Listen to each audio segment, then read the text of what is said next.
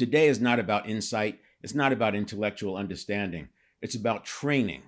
I'm going to introduce two practical tools: positivity conditioning, which shifts your bias, the default bias, from expecting threats to expecting neutral outcomes and even positive outcomes.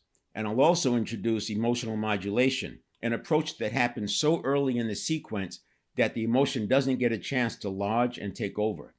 This is about building automaticity, because in real life, you don't rise to the level of your intentions, you fall to the level of your conditioning.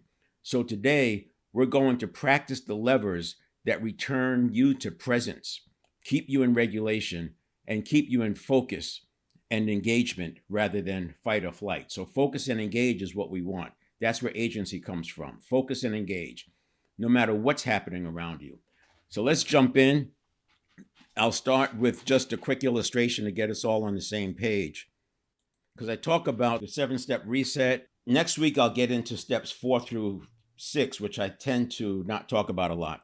But when I mention agency, when I mention presence, mindfulness, these things, we're talking about steps 1, 2, and 7. So 7 is our return to presence. Because if you think about steps 1 through 7 as something we repeat over and over as part of a series of stimulus response cycles, presence is at the end. So we return to presence. This is happening thousands of times a day. If we don't return to presence, we're bringing our old stress, our past concerns and anxieties into the next stimulus response cycle, which turns it into a stimulus reaction cycle because it starts going so fast and we're kind of triggering ourselves from the inside.